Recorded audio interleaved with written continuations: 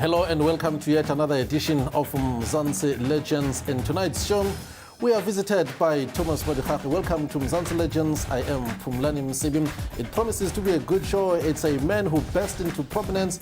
Some say he's a 14-year-old, some say he's a 16-year-old, but tell you what, as a youngster, he played fantastic football long before those injuries put paid to what was a promising career. Thomas Madigage is now assistant coach at a highly successful team, SuperSport United. Let me welcome you, Tommy. Thank you very much for your time. I remember just the other day we were in Witbank, and so it was your testimonial. You were saying goodbye to the game of football. Welcome. Thank you very much, and I feel very honored and special to be on the Mzansi Legends show.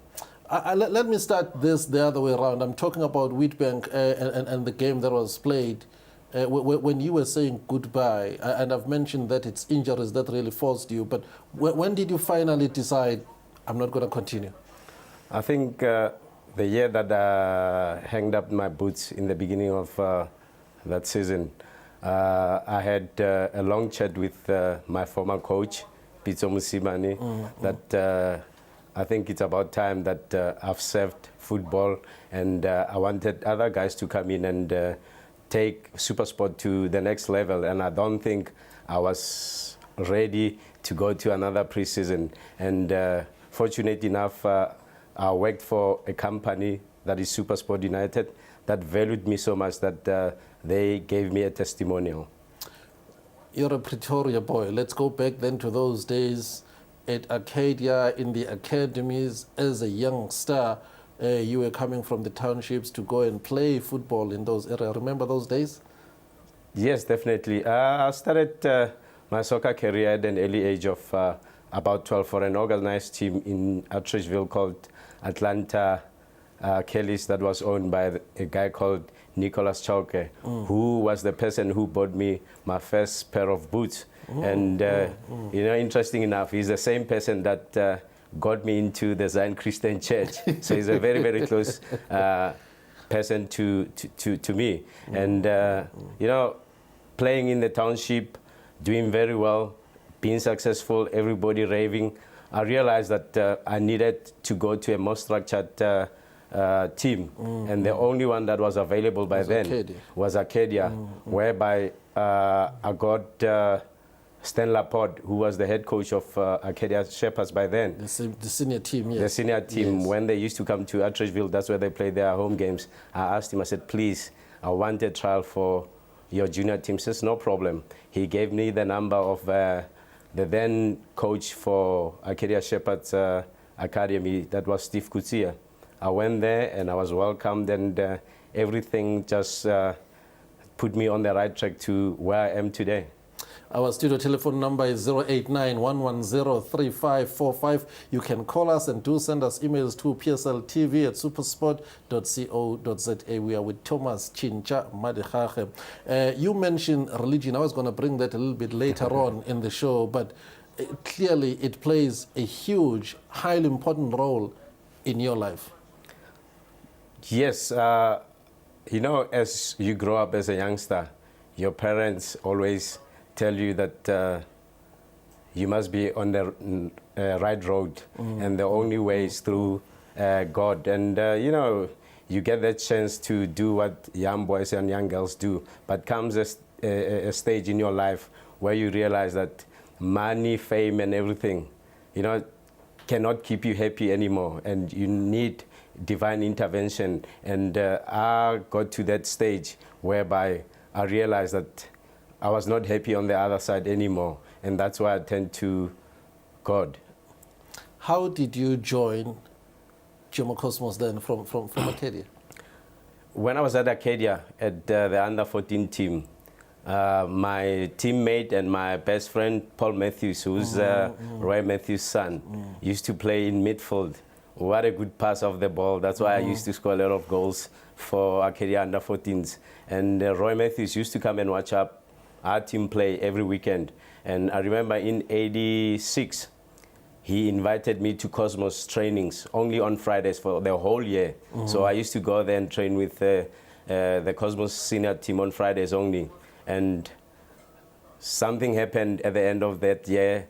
I got a call from Jomo, who said, no, I wanted to speak to your parents, and it was a dream come true. A dream come true. When I saw you play, the first thing that really amazed me was the speed, the pace. At school, did you only play football? You never participated in athletics? I did participate in athletics, 100 meters, the 200 meters, and I was a sprinter. Which school was this? I was at Patucheng Senior Primary, then I moved over to Flavius Mareka High School in Atteridgeville before I got my transfer for soccer, and I went to Pefeni High in Soweto. I mean, we'll talk a little bit later on about Pefeni, but your introduction then to a Jomo Cosmos team that already at this stage, you're talking already 1986, the team is teeming with talented players. If I remember correctly, they have a goalkeeper who has a difficult surname to pronounce, Marco Di Giavampolo. There is William Zondi, there is Eric September, but there is also Pitso Musimane, numerous other players. It shouldn't have been easy for you to break into that team. Not at all, and I was very, very fortunate that I fell in the hands of the senior players like Webster Lee Chaba, who's the present SuperSport United team manager, and of course the boss and the owner of Jomo Cosmos, as well as a player. And you had Touch Mukwebo, you had Brian Alters, you had Brian Perry, you had Black Sunday Masigela, you had the likes of Pitso Musimane, and I was very, very fortunate that I got the right guidance from those senior pros, and my feet were on the ground because it's not because of I was special or whatever, but the people around me made me aware. For you to be able to get to the heights that you want to, you have to have guidance. We're looking at some of the people who were around you at the time. You also developed a very strong, close relationship with one Mark Fish. Yes, as you know, Mark Fish comes from Pretoria. Mark Fish played for Arcadia. I had known Mark Fish when we were still youngsters, and fortunate enough, Mark Fish joined Cosmos, and our relationship just grew from strength to strength. And I remember one trip that we went overseas to Scotland for trials. We were together, Dundee United, and we were sleeping in the same room. And by then it was around about December, freezing cold. We couldn't go outside. We slept the whole day, and even having to go to the loo, it was a very difficult period. But you know, it was very exciting, and that's where I realized that for you to be able to succeed to the next level, you needed a very, very tough mind. And be prepared to make sacrifices too. The role of development in terms of you as a player at Arcadia, how did it help you when you got to Cosmos to understand their approach to the game, to understand their style of play and the mentality and philosophy of a Jomo Sono and Roy Matthews?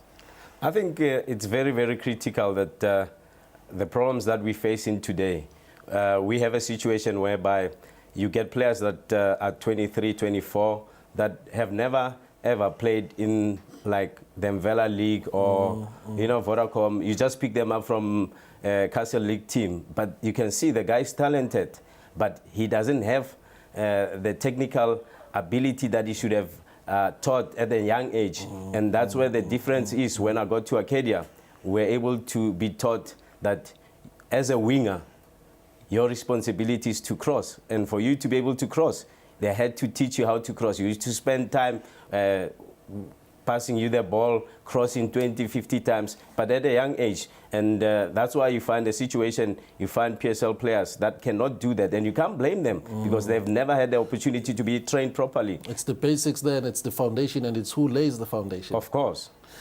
Well, Tommy, we had an opportunity to take our cameras around and speak to some of the people who highly respect you, who are your friends, who have worked closely with you.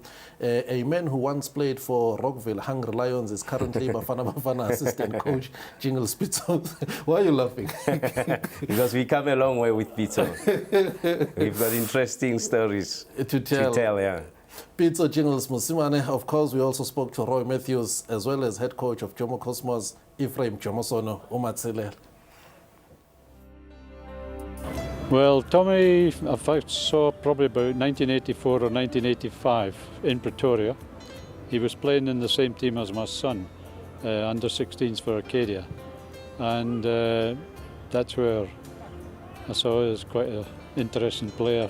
I think he was about 14 when I first saw him, and Roy told me about him, and I went to see him play.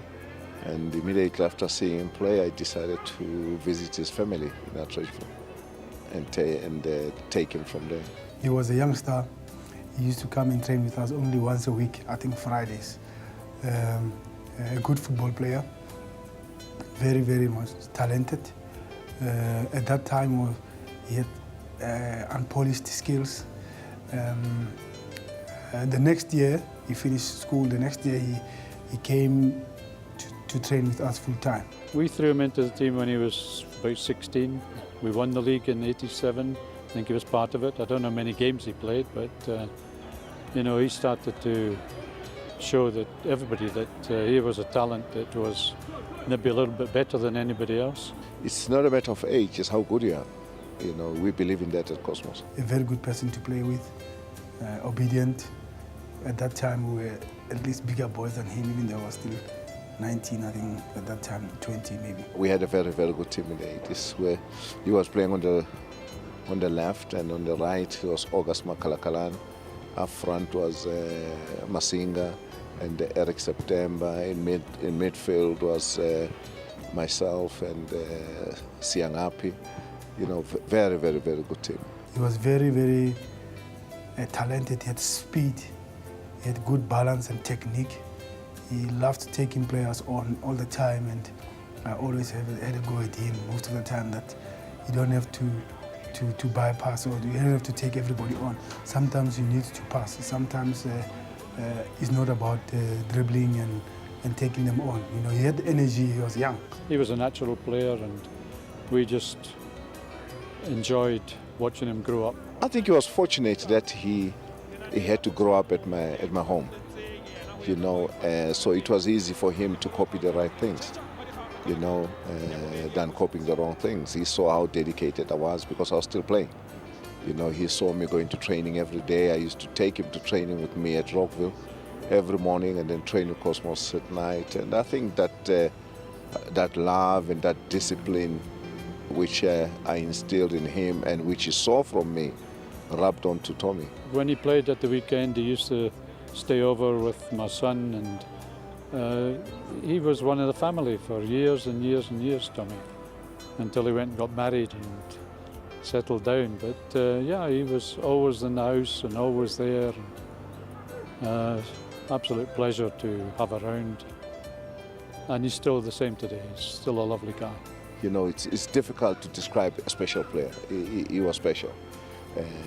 I'm not talking only about a footballer, and a person who respects elderly people, always has time to stand and greet people, you know, and that's being a special. You find players today, they don't greet people because he's earning 20,000, he thinks, you know, he's arrived and so forth, you know. And I've always said to my players, greet them on your way up as you meet them on your way down. He had a terrific potential as a kid, and I think he fulfilled it. Yeah, he's a humble boy, you know. Even here at Cosmos, he never had a big head like some of the players I know. I was not surprised when he went to Europe to play. He went to Scotland a couple of times for trials with Glasgow Rangers, Dundee United. Both teams wanted him. He went to Switzerland, and if it hadn't been for injuries, you would have seen a different Tommy, I think, international-wise and everything. Tommy was a player. In my mind, I rate him as high as Augustine Makalakala, and I believe, I think in South Africa they didn't have a biggest impact like other players. We've got big names in South Africa, but internationally, those were the two players that I believe they would have played at the level of Man United and Juventus, Milan. Augustine Makalakala and Thomas Madigage had those kind of abilities to play football at that level. Tommy, I would just like to say, from my point of view, from the bottom of my heart, when I met you, and all the time since '84, how many years is that now? 24 years. I've always had the greatest respect for you. You've been more like a son to us, to the whole family, Jeannie as well, Paul. And I'm glad that you've made a success of your life. I know when I came to Supersport and you were a player there, and I appointed you as my assistant, and I think it was a really good move, and I hope it was a good move for you. I'm sorry to see you're still an assistant, but one day I'd love to see you being a manager. Thomas Mukhalabi, now I can call you Mukhalabi because I think you are Mukhalabi. We at Cosmos, especially myself and my family, are very proud of you. Every time we see you, we are proud that you grew up at my home with my children, and you become one of the top assistant coaches in the country. And I would say to you, keep it up. I don't believe in the players I've coached to take second best. I think you've learned now. I think you can go to Gavin Hunt and say, let me move somewhere and be the head coach. Take a chance. You've done that during your playing careers. Now I think it's about time that you do that. But we're very, very proud of you at Cosmos. Tomo, I would like to say that you've contributed a lot to my success in football. I think you've done well for Supersport United. You're the one who's got the recipe or the secret of Supersport United, and everybody knows that. I've been with you for 7 years. We shared good memories, glory days, sad days, and there is no way that you cannot be the head coach of Supersport United. Time will tell. Just hang in there. You worked very closely with these guys over a number of years, Tommy. It's very, very difficult when I have to see people that gave me life. Roy Matthews, he had a triple bypass, and he's one of the people that... Okay, Tommy, we will take a short break here. When we come back, we'll be taking your calls as well on 089-110-3545. It's Mzansi Legends. We're with Thomas Madigage. Join us after the break. The reason why you so like is because you have two fathers. You have your own father and you have me as a father. And, to get blessings from two fathers, you definitely have to be lucky. And I say keep it up.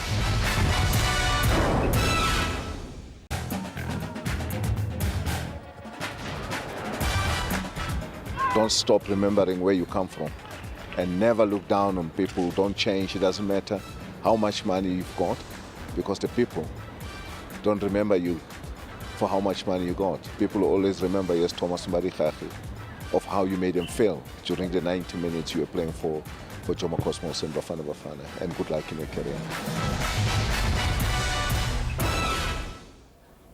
It is true, he played for Bafana Bafana, he played for Jomo Cosmos, had a very good career at Supersport as well, Supersport United. Thomas Madigage. I remember one day, I think Thomas was sick and he still insisted that he wanted to play for the team, and I think he had flu. I'm going to ask him about that, but do phone us 089-110-3545 or email us psltv@supersport.co.za. This is Mzansi Legends. The development years at Arcadia were very good. But let's talk now about all the fantastic games that you would have played at Jomo Cosmos, the games in Thokoza. They would play a knockout game over the weekend. It would be drawn, go have a replay on a Wednesday afternoon, packed stadium.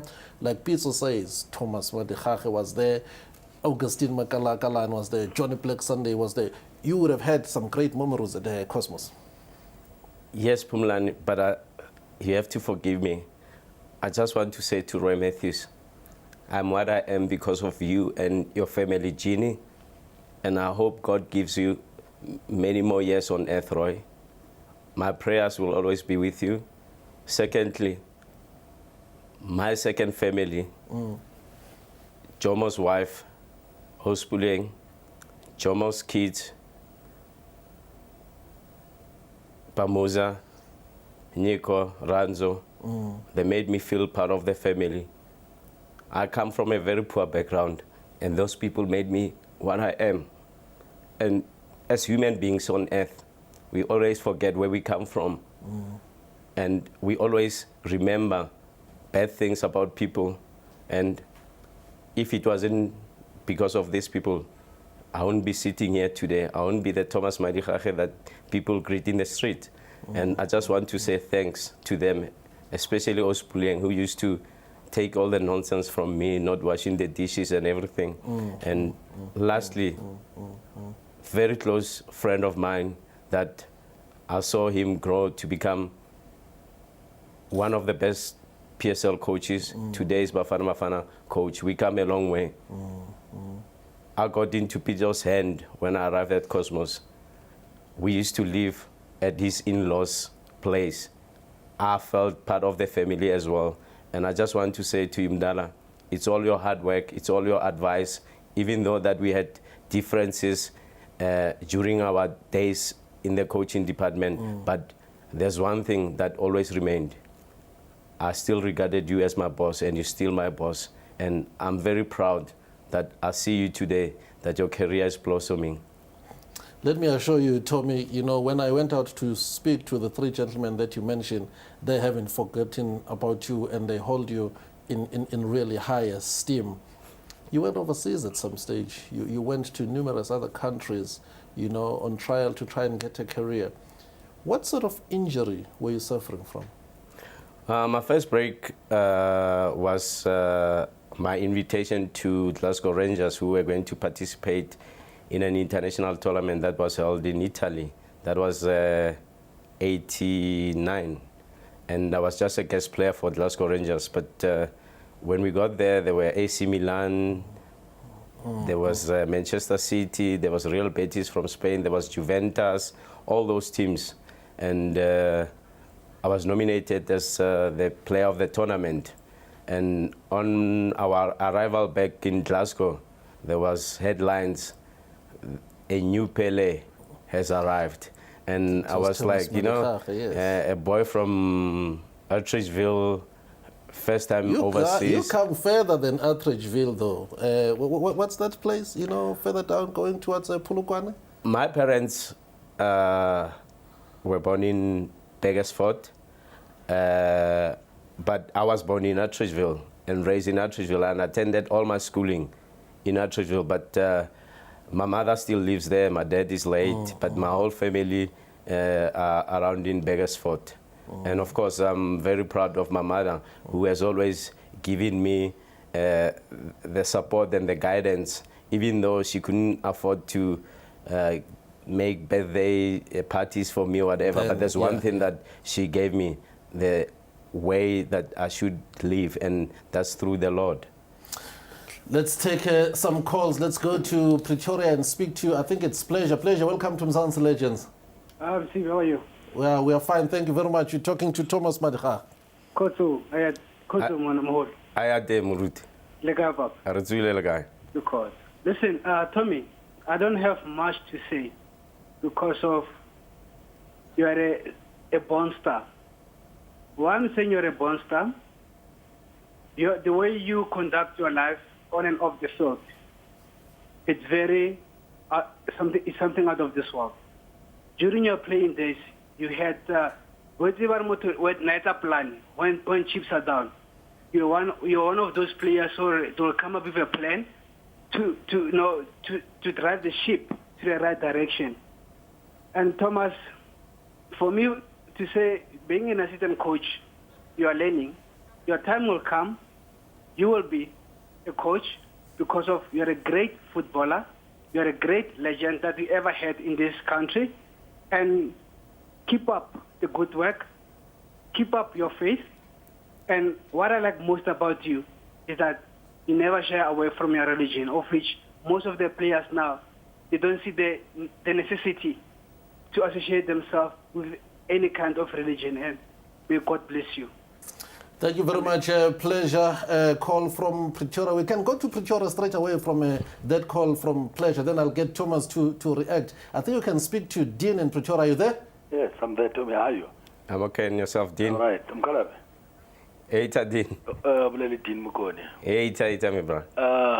We come a long way. Kumlan. Baba. This is a great man. Oh, he is. We know. We saw him play. He's the man who made me that I asked at work, which I stuck off 2 o'clock to go and watch him playing with the combination, Shane McGregor, destroying Kaizer Chiefs, destroying Swallows, destroying every team that comes, go Pretoria Technical by that time. Tommy, Teens. you're a great leader, my brother.